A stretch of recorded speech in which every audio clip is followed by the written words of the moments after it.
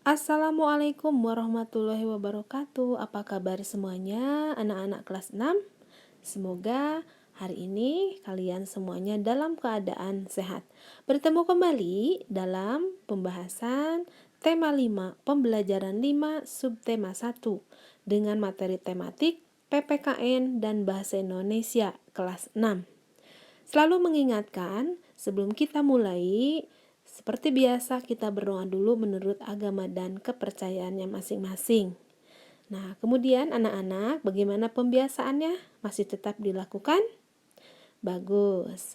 Kemudian selalu mengingatkan akan 3M, yaitu jangan lupa selalu mencuci tangan ketika kalian setelah melakukan kegiatan.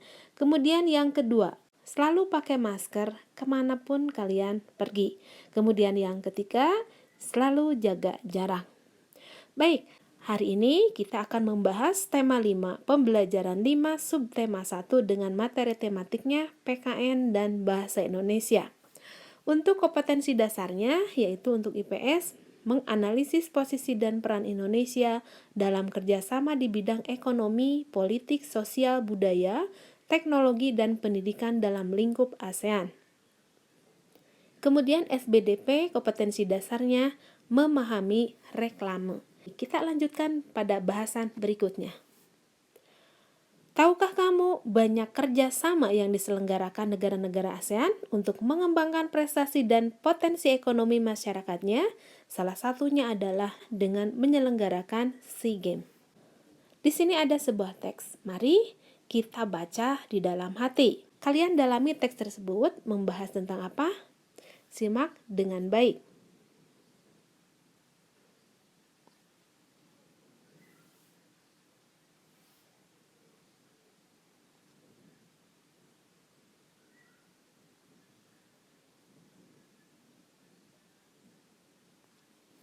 Baik, ada beberapa pertanyaan dari teks tersebut. Ayo kita bahas bersama.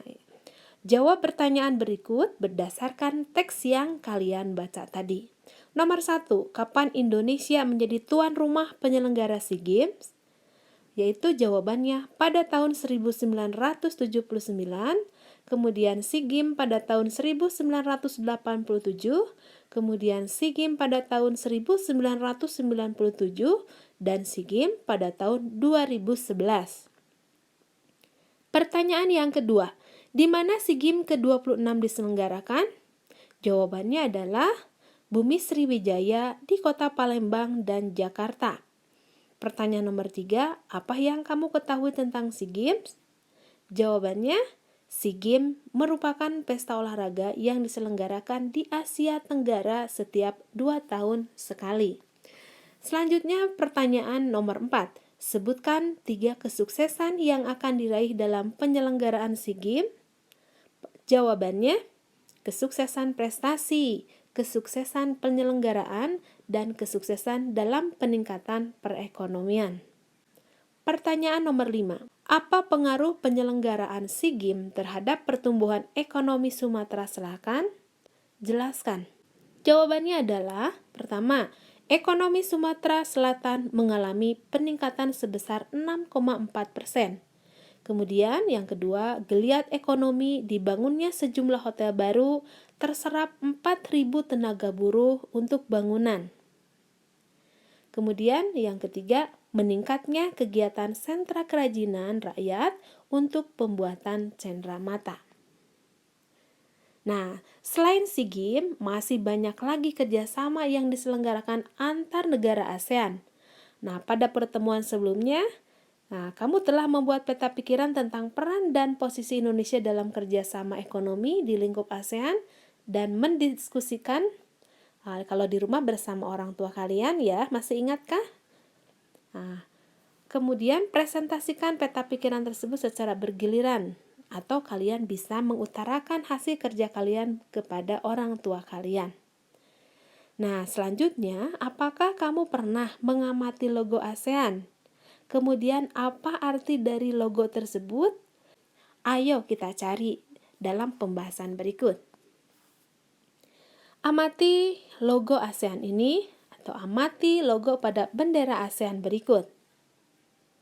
Di sini ada warna biru, merah, orange, ya. Kalian amati gambar bendera ASEAN berikut ini.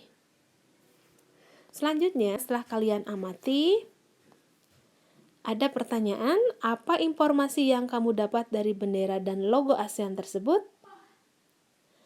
Baik, jawabannya ada 10 batang yang berwarna kuning, menunjukkan jumlah negara anggota ASEAN, dan warna merah melambangkan keberanian.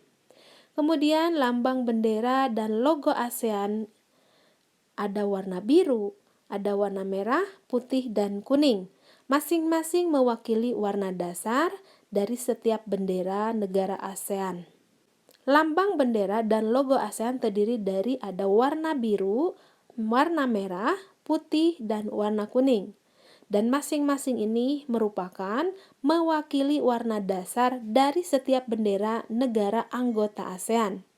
Biru melambangkan perdamaian dan stabilitas, merah melambangkan semangat dan kedinamisan, putih menunjukkan kesucian, dan kuning merupakan simbol kemakmuran. Kemudian ada ikatan rumpun padi yang melambangkan artinya harapan para tokoh pendiri ASEAN agar asosiasi secara bersama-sama terikat persahabatan dan kesetiakawanan sosial. Kemudian ada lingkaran. Lingkaran melambangkan kesatuan ASEAN. Dan bendera ASEAN melambangkan ASEAN yang stabil, penuh perdamaian, bersatu, dan dinamis. Itu mungkin beberapa informasi dari ini adalah beberapa informasi yang didapat dari bendera dan logo ASEAN. Selanjutnya kita amati ada arti bendera dan logo ASEAN melengkapi pertanyaan tadi. Nah, di sini bendera dan logo ASEAN di sini ada warna biru, merah, putih, kuning, kemudian ada lingkaran, kemudian ada ikatan. Selanjutnya materi berikutnya, amati logo berikut. Ada Tuturi Handayani, kemudian Hari Anak Nasional, kemudian ada Ketahanan Lingkungan. Nah, Tuturi Handayani merupakan logo Kementerian Pendidikan dan Kebudayaan. Kemudian di sini ada logo sebagai logo Hari Anak. Kemudian ada logo Ketahanan Lingkungan. Tahukah kamu bahwa selain digunakan oleh lembaga atau organisasi, logo juga banyak digunakan oleh wirausaha yang ada di sekitar kita. Selanjutnya, ada beberapa pertanyaan buat kalian. Apakah kamu pernah menemukan logo di sekitarmu? Berikan contohnya. Ini merupakan referensi saja, mungkin pengalaman kalian mungkin akan berbeda dengan pengalaman yang lainnya. Ini bahan referensi saja. Pernah, contohnya logo sekolah, logo merek tas dan sepatu, logo klub sepak bola, dan masih banyak lagi. Nah, kemudian pertanyaan yang kedua, apa logo yang paling menarik yang pernah kamu temukan? Jelaskan.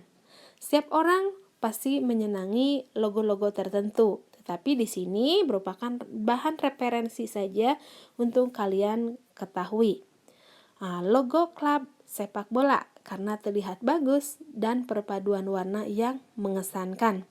Mungkin di antara kalian ada yang senang logonya satu dengan logonya seni tari, kemudian ada logonya paduan suara, ada logonya angklung. Jadi setiap orang punya pengalaman yang bisa dituangkan dari pembelajaran 5 ini untuk pembelajaran seni budaya. Selanjutnya, nah apa logo itu? Nah, logo merupakan bagian dari reklame. Logo adalah tanda, lambang, ataupun simbol yang mengandung makna dan digunakan sebagai identitas sebuah organisasi, perusahaan, atau individu agar mudah diingat oleh orang lain. Nah, setelah mengalami contoh logo di atas, sekarang rancanglah logo sesuai keinginanmu. Kamu dapat memulai dengan merancang logo individu terlebih dahulu. Langkah-langkah yang perlu kamu lakukan adalah sebagai berikut.